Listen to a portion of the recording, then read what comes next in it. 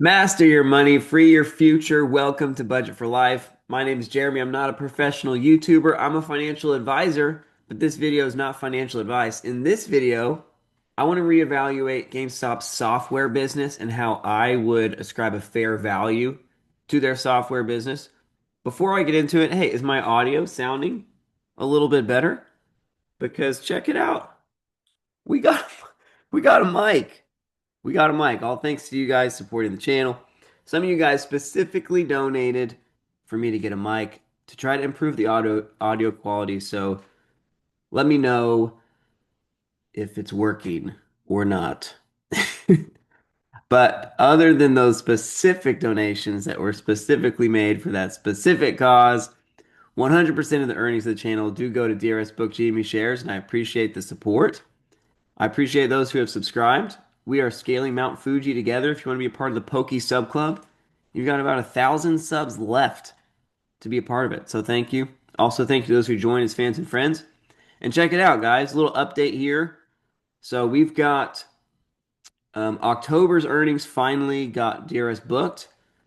Fidelity was giving me problems with that, but 34 shares there in book form of GME, and we just got paid for November and moved that money into Fidelity and were able to scoop up 22 shares. So the Budget for Life Infinity Pool is now 56 shares strong. I bought them in pre-market today, so unfortunately, my cost per share are 30 cents higher than today's current trading price, but my overall average, we are still in the green. So hey, maybe Jamie's a good investment after all, but not financial advice, right? To each his own. Let's dive into it. Fair value for the software business in light of Q3 numbers and anything else that we've learned about GameStop, right? Let's continue to refine these models. And let's start with SG&A because I've been putting a $800 million kind of base SG&A and applying that to every scenario. But right now, like for 2025, if Q4 ends up somewhere like 235, 240, 230 for SG&A, which is probably around expected, right? Q3 to Q4 last year was flat. So it's not like there's a huge spike in SG&A during Q4 holiday sales. So if they end up at 220 or 225, then they'll end up a little bit under 900. If they end up at 235, they'll end up a little bit over 900.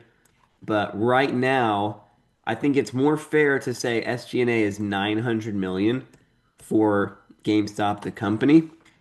Now, how much of that do you attribute to the software business? Software as a percent of sales is on pace to be about 20% of GameStop sales in 2025. So you could just apply SG&A evenly and say, hey, 20% of SG&A is attributable to software, and zero point 0.2 times 900 would be 180 million of software related SG&A. Here's the thing though, software is not just physical, it is also digital, right? GameStop sells digital games on their website, and I think it's safe to assume that GameStop's SG&A is much lower for a digital sale than it is for a physical sale, right? I think the SG&A is negligible compared to taking in a used console, sending it to their refurb facility, and then repackaging it and then selling it within their store, right? Much more SG&A related to the physical business than the digital business. I would say that the non-store related SG&A, you could probably say, hey, that's fair to just kind of divide evenly across each business, which that is, 150 or really a little less, 140 of the 900. So 140 times point 0.2 is there's 28 million of non-store related.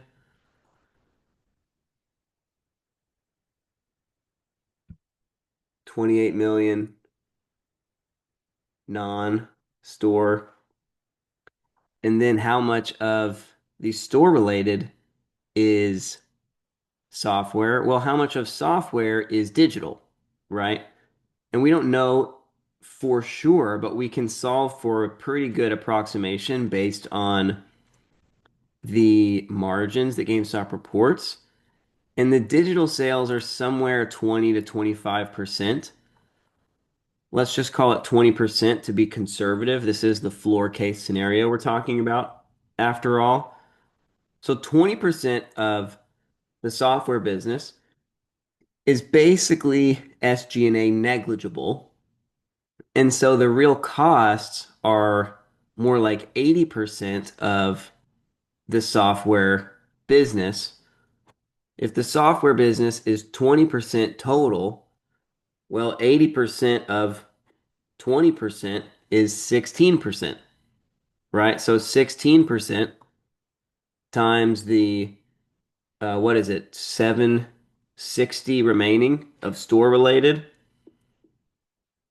is about 121 or 122 million of SG&A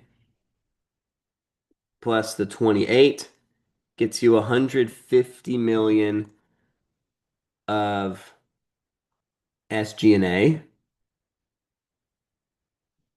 Basically 20% of non-store and 16% of store.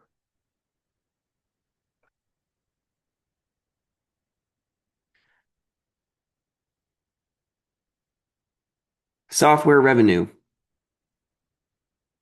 We are looking at so far this year 525 million. They do 225 in Q4, which is about expected. Then I'd say the $750 million kind of base is is fair. Obviously, it could be slightly lower. You know, you could call, I mean, if we want to be more specific, we could call it 745. You know, if you want to be more bearish, you could even say 740, right? It's not that important. The margins on their software business are anywhere from more like 50 to this most recent quarter with a lot of new software being sold, more like 45. And so let's just say, right, that they stay at that kind of 45% margin.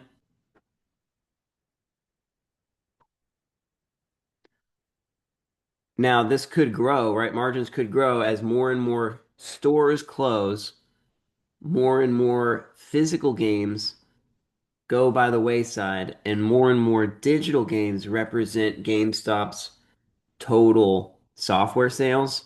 Margins would go up in that case. What kind of income do you have in the present year for the software business? It's simply sales times your gross margin minus the SG&A, right?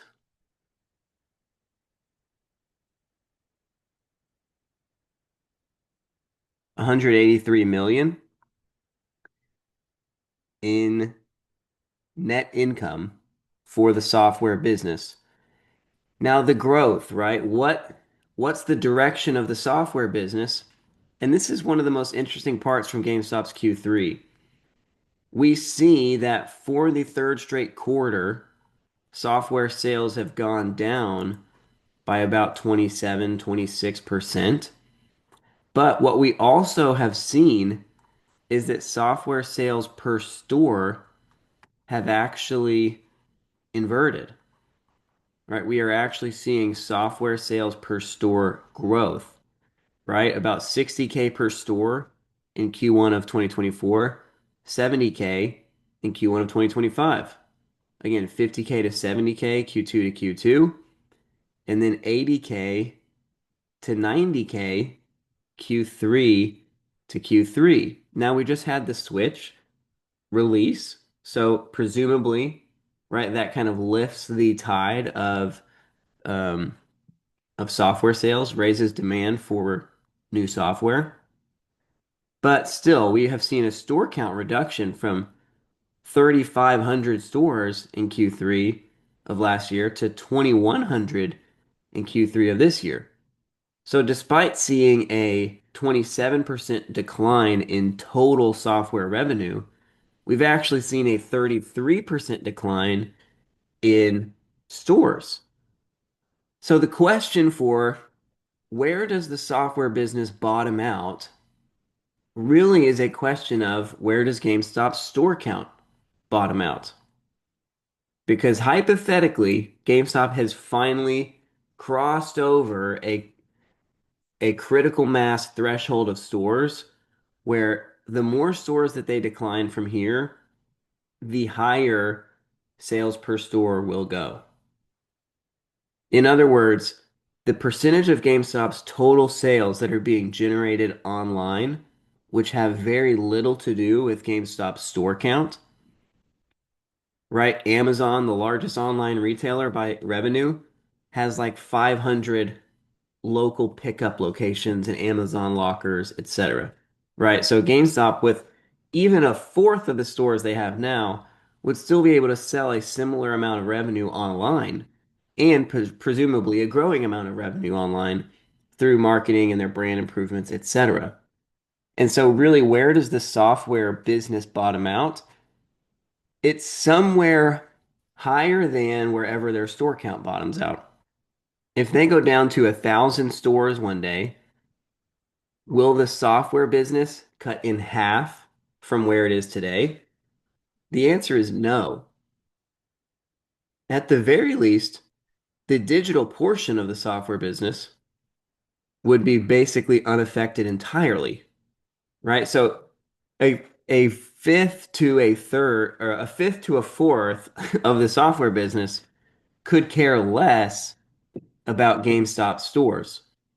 And as it relates to the used business, how much does that consolidate within GameStop online sales and GameStop's new store footprint, right?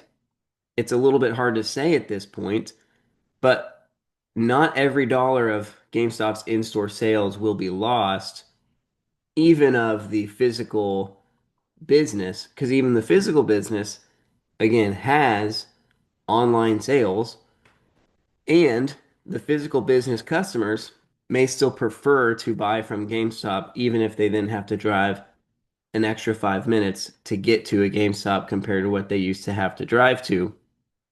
And we've seen that inversion. We've officially seen the software sales per store invert. All right, in 2024, they did 31 cents in software sales per store. This year, I wonder. Yeah, so they are on pace to do, I mean, we'll see what Q4 does, but more than 31, right? At least maybe 33 to 35. We'll see what Q4 ends up doing and where their official store count update numbers happen to be at the end of March when they report their full year sales. But if you were to say, okay, that 31 cents with another reduction is turning into 35 cents, like what is the sales per store if GameStop cuts in half again? Right? Probably about maybe 40 cents, or sorry, 40K annually per store in software sales, at least within the other three portions of the business, right?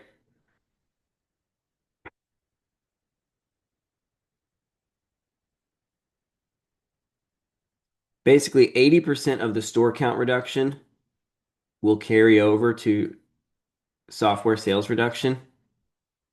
It's like there's the digital 20% of the software sales is digital. That's going to be unaffected by the store count, right? 40 million annually, just lock it in. Now, well, that's actually in a quarter. Okay, so digital annually is 40 plus, that's 80, 125.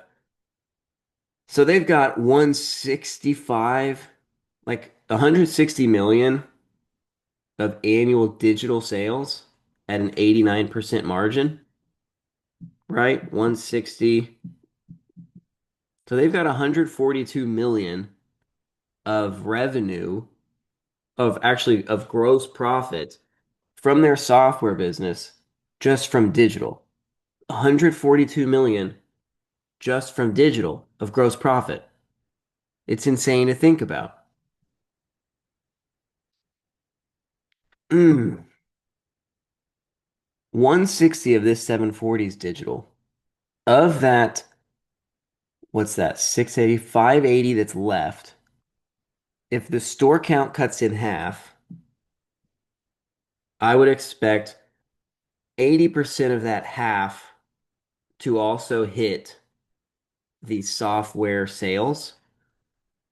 In other words, I think one out of every five customers will consolidate into their new stores.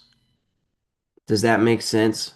Not every single dollar from every single store is going to be wiped away, but actually, some portion of those customers will just move to online or move to the new stores, right?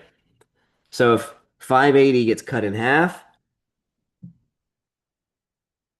well, if the store count that 580, if the store count that generated 580 gets cut in half, then I would expect 580 to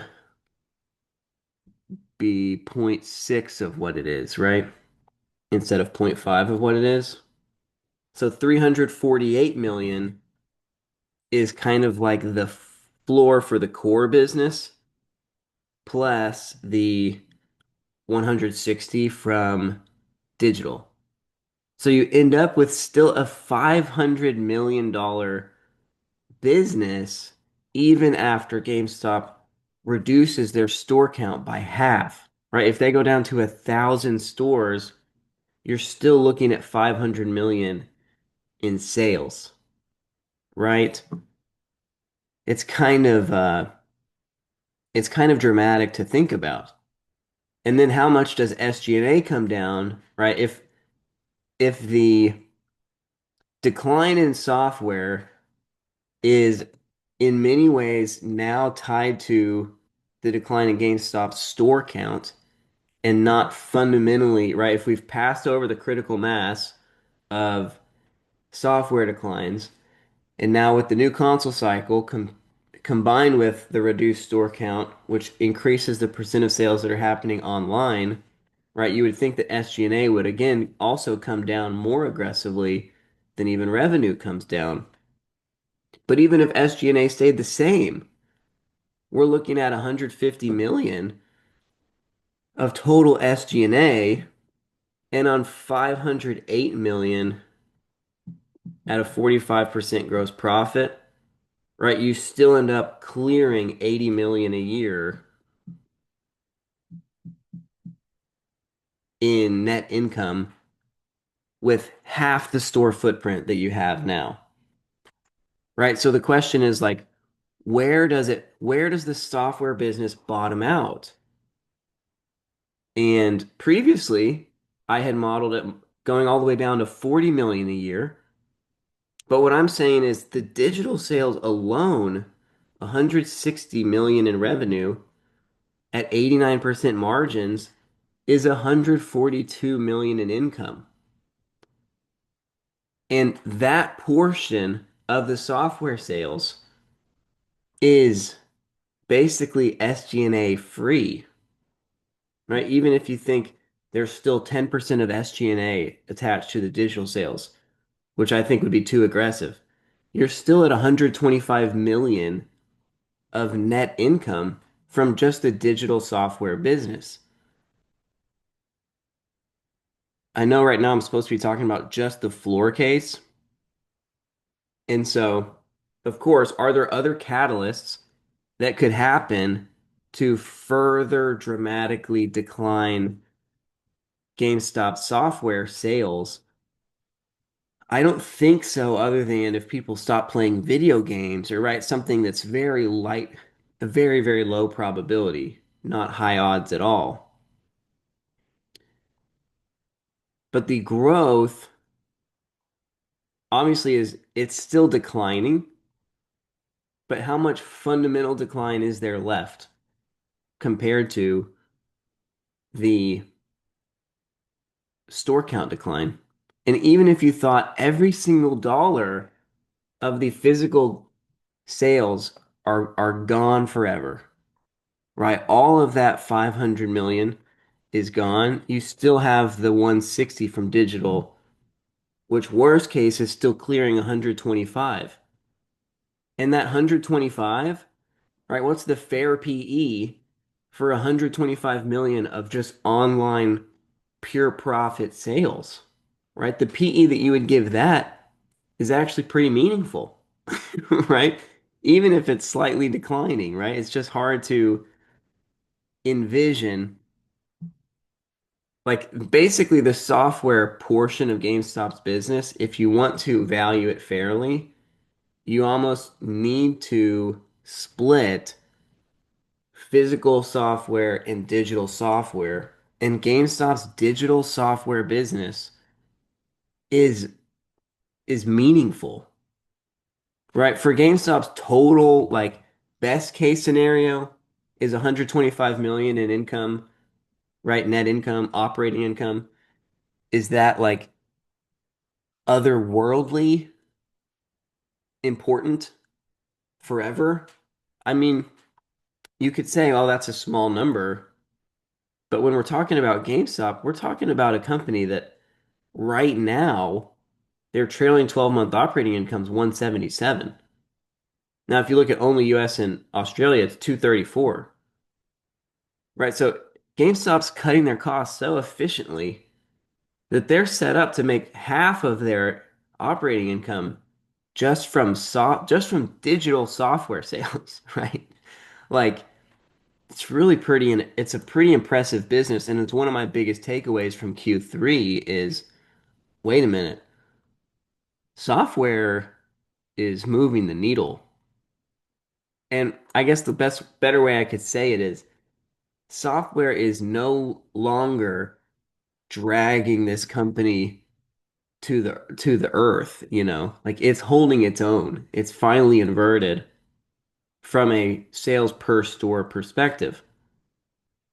And if GameStop has even fewer stores than they have, like if they go down to 1,000, it basically guarantees that the sales per store will be higher, right? Even if the physical software industry continues to decline, if GameStop's operating with half the stores they have now, that's more than enough reduction in store count to mitigate against the sector decline, right? If the sector is declining by 25%, but GameStop has 50% of the stores and that much more of their sales are happening online, they're actually still going to see growth in their sales per store.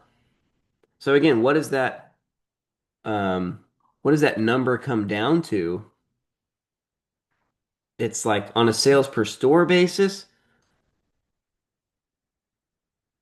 you have the digital that's doing basically, I mean, if you wanted to put it in a per store basis, you basically have 16 cents. If they end up with 1,000 stores and they do 160 million in digital sales, 160 divided by 1,000, it's 160K or 0.16 of this that is digital, right? So then what's this total number as the physical stores consolidate? right? How much of the rest of their total sales that right now is, whatever it was, 580 million, what 580 of just physical software sales, right? If they have half the stores that they have now, what does that go down to? Is it 300? Like what is it, 200? If it's 200 million and they have 1,000 stores, that's still 200,000 in sales, right? But the odds are that's actually even higher, right? And so you could build it from sales per store up, or you could build it from software business down. We were just looking at software business down. Okay, 160 is digital, 580 is left. How much does it go down? You could also look sales per store up. Say, okay, well, if sales per store ends up at 450,000, like 0.45, well, you multiply that by 1,000 stores, and all of a sudden you have 450 million in software sales, right? Like no matter what way you slice it, the floor is relatively high, and the sector growth, right, is meaningful, right? Are video games a growing industry, right?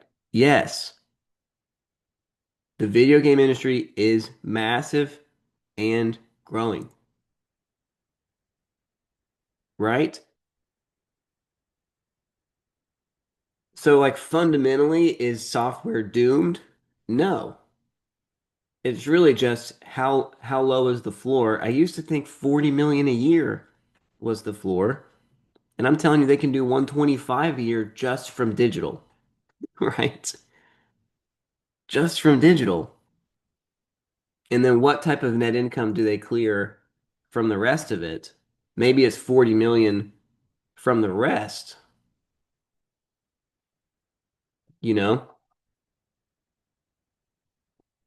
which gets them close to that 183, right? If they're cutting stores, but they're saving more in cost than they're losing in revenue, right? If the sales per store is growing, right, such that profitability is actually growing despite the declining top line, then this income number is going to be relatively consistent.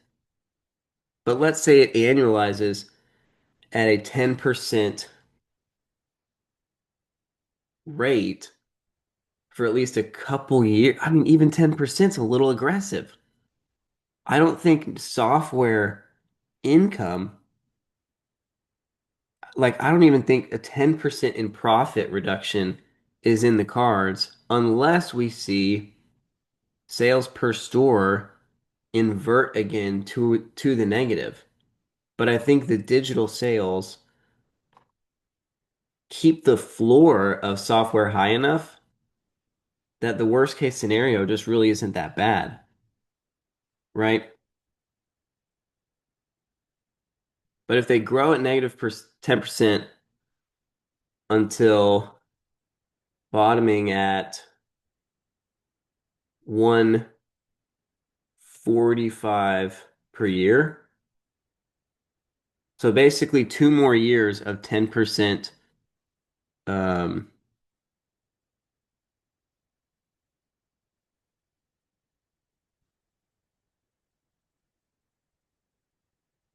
for 2 more years until the reduction in software is done.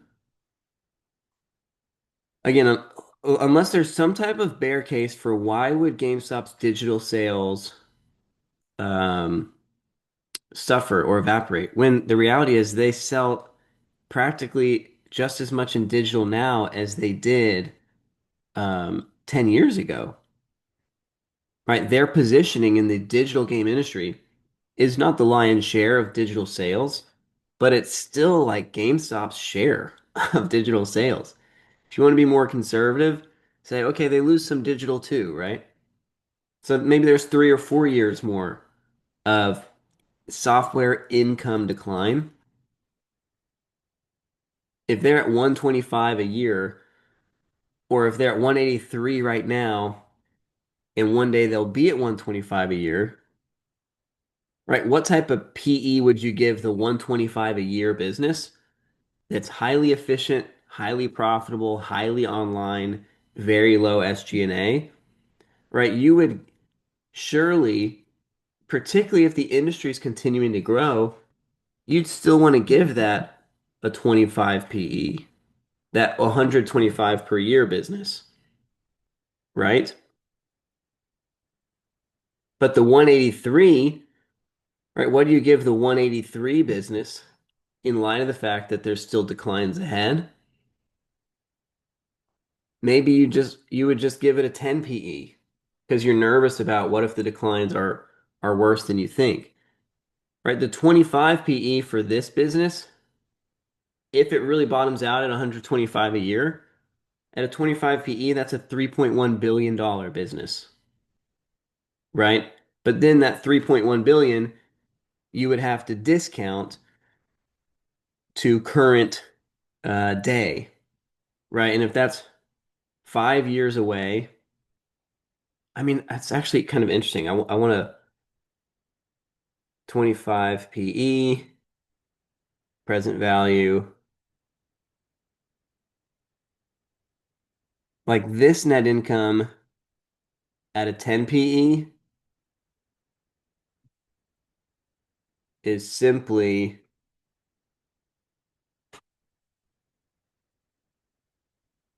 a $1.8 billion business.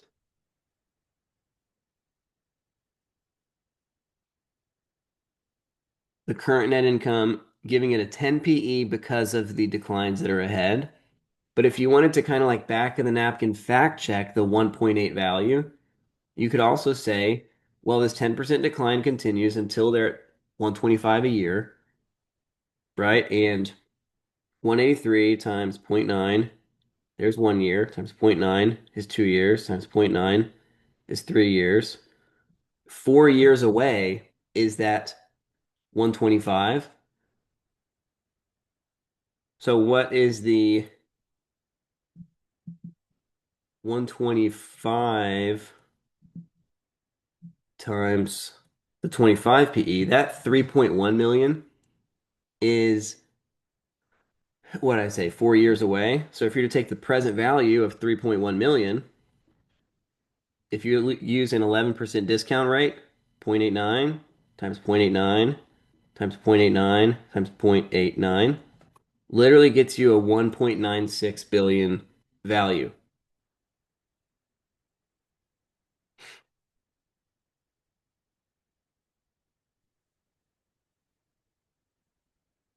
So conservatively, 1.8, very possible. It's actually more likely a 2 billion, right? In this kind of floor case, what probability do I give that? I'd say this is still a pretty reasonable floor case, not a dramatic floor, not like anything cataclysmic happening to the software business, but genuinely conservative, right? Nothing in these numbers is like exciting, but yet, and we added, right? We increased SG&A, right? We decreased their sales. But the reality is the floor of the software business is so much higher than I previously thought based on their Q3 numbers. And so the worst case is still, $1 billion more of value than what I previously thought, right? Pretty wild. Now, looking at fair case and fly case, let's go ahead and increase the odds of this back up to 50%, especially since I gave this this is a fair floor. It's a reasonable floor, a highly probable floor, not, but it's a floor, right? We have a lot of decline happening, right? And we don't have sales per store skyrocketing by any means. And we have SG&A basically coming down in line with revenue coming down. We don't have a really increasing net income operation due to the cost cutting, which is very possible that we do, right? And what is the fair case revenue? I think 800 is high from what we've seen. Again, if this is 740, I think a fair case would be that Q4 does 235, puts this at 760 for now, right? The margins on that, you could say, what if they make 47% margins instead of 45% margins?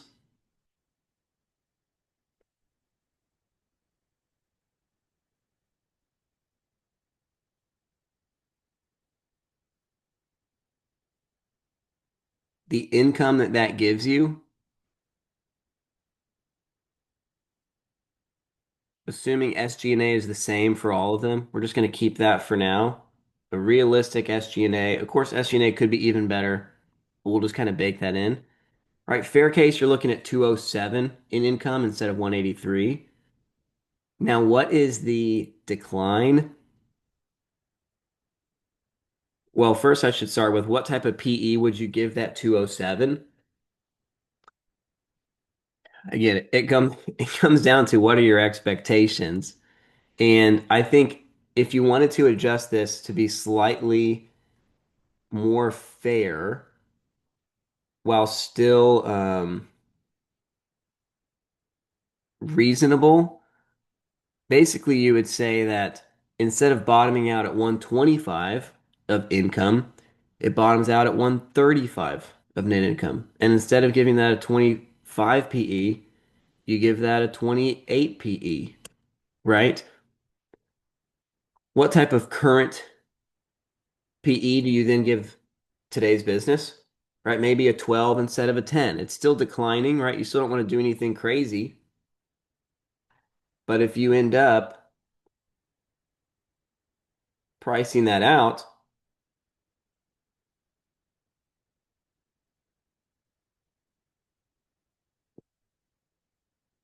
again, you're at a $2.5 billion business, kind of fair case.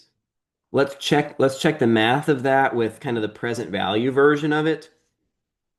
So 135 of net income times the 28 PE would say that you're at a $3.78 billion business. Now, if you discount that 4 years at an 80 at 11% discount rate, one, two, three, four, you're literally at a 2.37, right? So the math of that checks out, right? 2.4,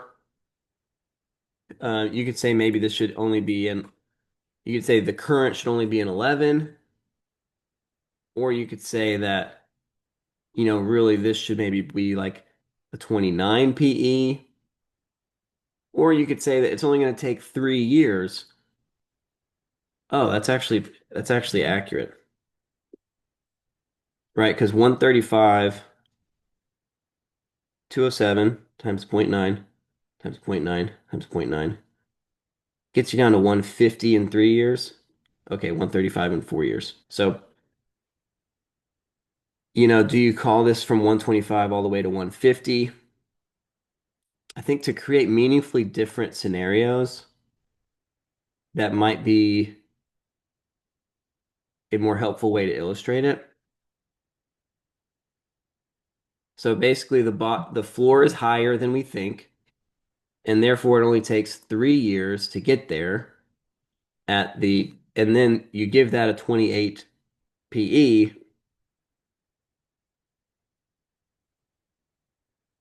206, yeah, so then sorry, 150 times 28 is 4.2. Take 3 years of discount rate, and you end up at actually a 2.96 But if it ends up actually taking 4 years for some reason, you end up at a 2.6. So the present PE should maybe be like a 13 instead of a 12 on the current business in this fair case scenario. Man, this is very, like, I think maybe 45 and 45 is like how I would want to split this. Like, which one of these is more likely? It's really to each his own, you know? Like I think both of these scenarios are plausible. Like very likely we're talking about some type of either a 2 or a $3 billion software business long term for GameStop. Now there's this 10% case scenario we could talk about that maybe is even less than 10%, right? What's the starting point? I think the starting point's the same, really. I don't think anyone's imagining that right now they're going to do something dramatically different, but you improve the margins a bit, right? Up to the 49% rather than the 47.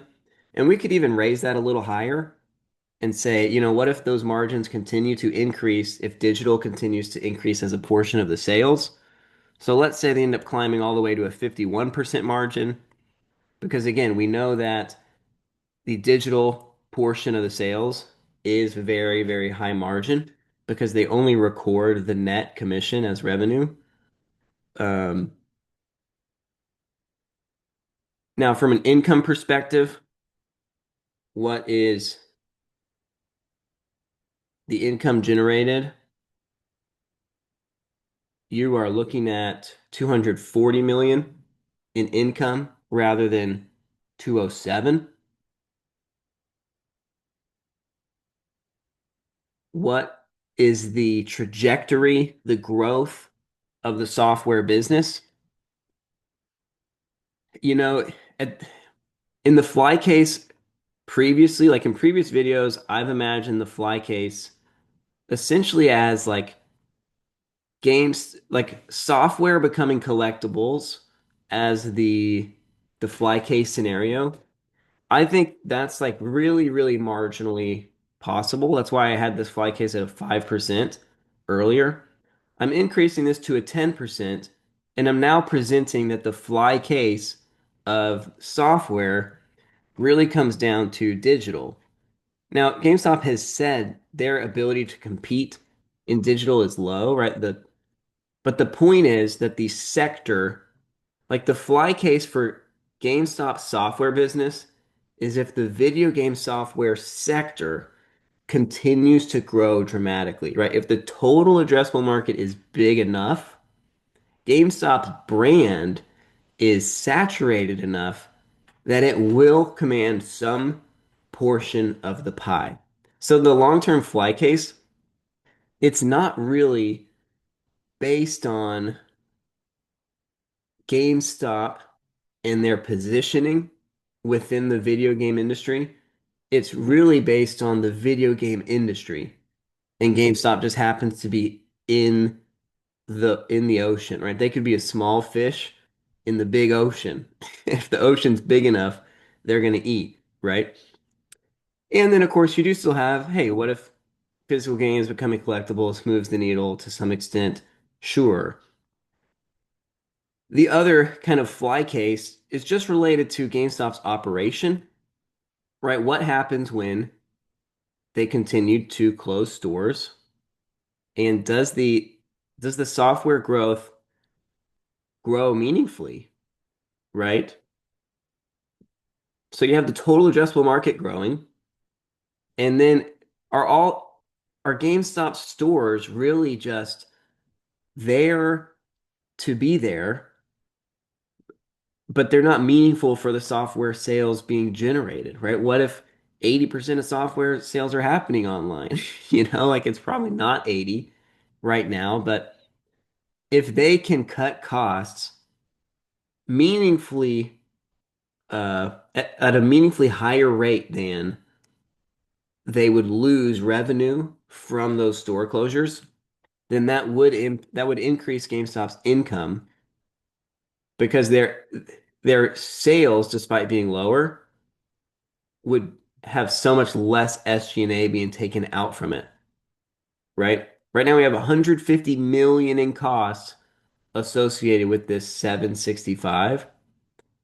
If a year from now or 10 years from now, this 765 is say 600 or even 500, right? But the SG&A is a tiny fraction of it, then you might end up with even more income.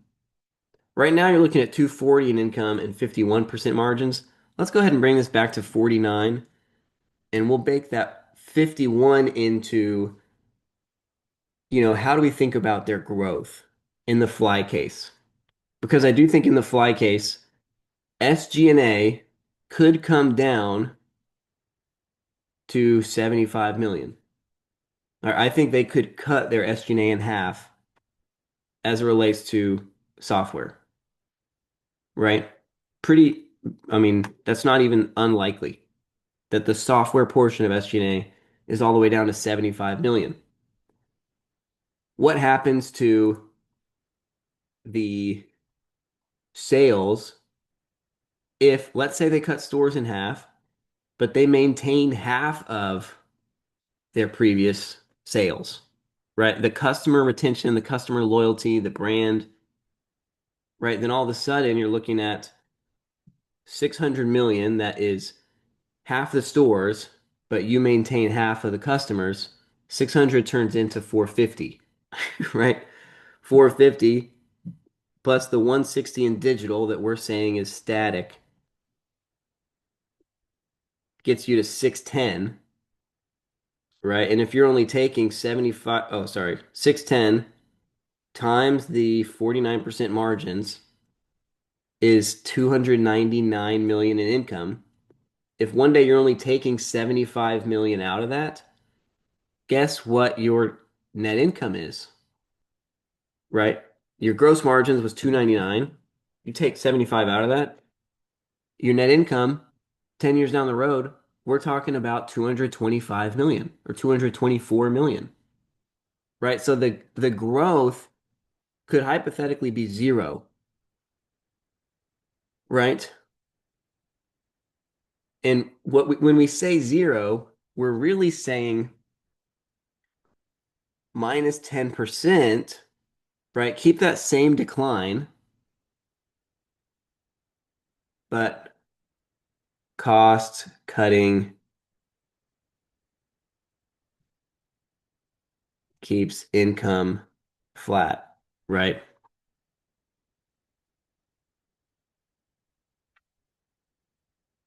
Minus 10% top line, 0%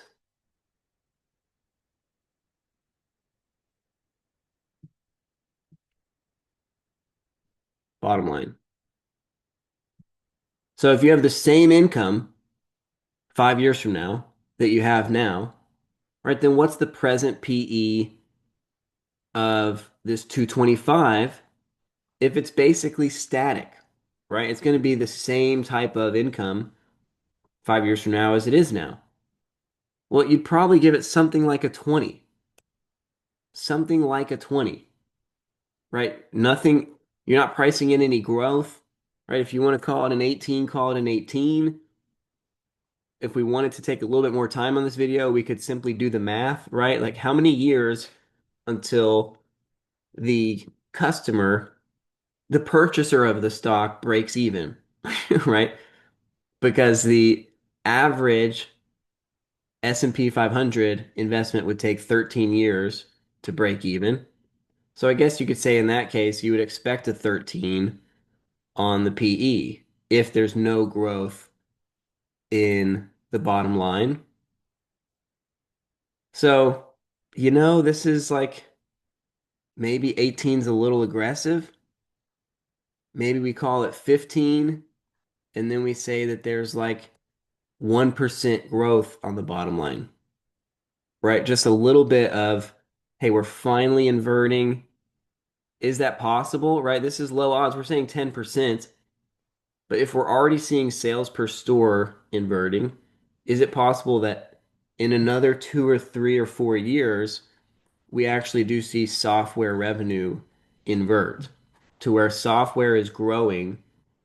Again, do we see that yet? No, but you're betting ultimately on GameStop's position within a growing total addressable market, right? And so it's like you end up at a 5% growth. Eventually, you're not there yet, right? Minus 10% basically for 3 years, then 5% is basically what we're saying. We're also saying that the minus 10% for these next 3 years will be mitigated by declining SG&A. So basically, income is flat for a few years and then eventually is growing at maybe 5%. Right? What type of PE do you give that? Then you're talking about a 20 or an 18. Where does that put you in the valuation of the business? Puts you at like a $4.5 million business at a 20 PE, which a 5% growth for a highly digital, high revenue, you could argue could be as high as like a 25, right? That wouldn't be crazy. You wouldn't put it above a 30, in my opinion. Maybe 25 is more accurate. At that point, then we just have to see like, okay, if 5% growth happens, how many years until, again, the customer breaks even? I think because we haven't seen that inversion happen yet, that calling that PE a 20 is fair. It's a fair way to value the fly case scenario. Ultimately, floor $1.8 billion software business, much higher than before. Fair case, we're getting a little bit more granular. We're getting a little bit clearer vision on the software business every time we relook at this. The fair case, something like a 2.7 billion. The fly case, something like a 4.5 billion, but a meaningfully more possible fly case than before as we iterate to something that's more um, more plausible from what we can already see, right? Not baking in a speculative um, change that we hope would happen, but baking in future events we think very well could happen based on what we already see happening, right? So you end up with a $2.5 billion software business. That is, I should have looked before I started this exercise, but that is something like $700,000 higher than how I had valued the software business before. So GameStop software alone, even with an extra 100 million in SG&A base, right, the 900 million that we are looking at for the total pie, even with declines, right, very reasonable numbers, even bringing down top line, right? Bringing down top line into the very clear realm of trailing 12-month possibility. Whereas before I had been doing some of these valuations kind of on forward 12, really just looking at a trailing 12, even in spite of all that, about a $2.5 billion valuation just for GameStop's software business. If you have any other thoughts, let me know in the comments. If you learn anything, drop a like. Would love to hear from you. I'm excited to do the hardware business soon, the collectibles business soon, and also officially splitting out Power Packs into its own valuation model rather than lumping it into GameStop, the retail business valuation. All right, that's all I got for y'all today. I will see you in the next one.